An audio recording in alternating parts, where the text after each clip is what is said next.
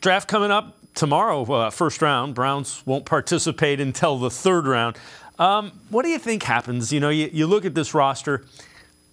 They need defensive tackles still. They've addressed it. It's not as bad. It's not as glaring of a need as it was, but they still need some more. What do you think?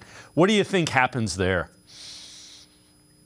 I think that the Browns are going to look to bring in Al Woods after the draft. I think they want to see how the draft shakes out. And with the Jets already adding another defensive tackle, and that is where Al Woods visited the Jets also. They already added a tackle. Some say they're going to add another defensive tackle. But I think the Browns add Al Woods as a veteran. If they don't add him, I do think they're going to add another veteran to that room.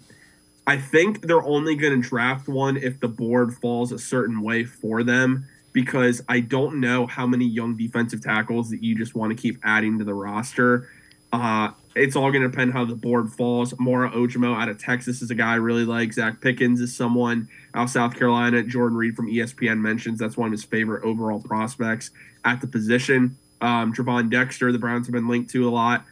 It's just all going to depend on how the board falls, because the last thing we want, Dave, I agree they need a defensive tackle, but I think what we need more than anything else is we need another veteran in that room with Dalvin Tomlinson. And then first and foremost, you never want to draft necessarily for need and reach for a draft pick. So they're going to let the board fall to them, and if they can get a guy they believe is a good fit, I think they're going to end up selecting them. But I do think the Browns add at least two more defensive tackles before training camp. Do you think it could very well be Al Woods? That's somebody we know they've had in. They didn't dismiss signing him. They said, we're not ready to sign him at this time.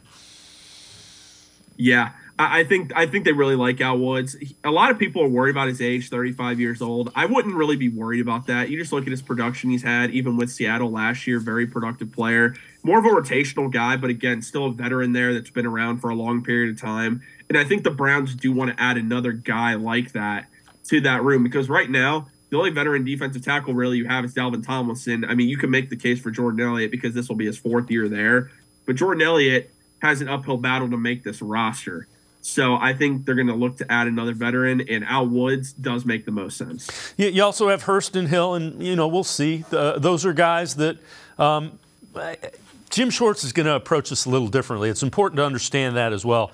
You're going to have guys that you rotate in. You're going to see more guys playing fewer snaps.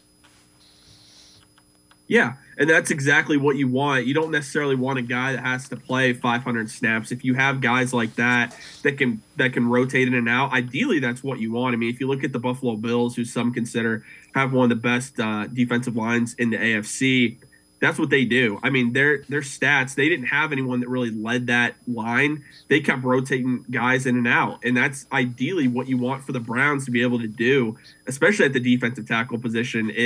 It's been an area of need for a while, and I do think before training camp it will be fully addressed.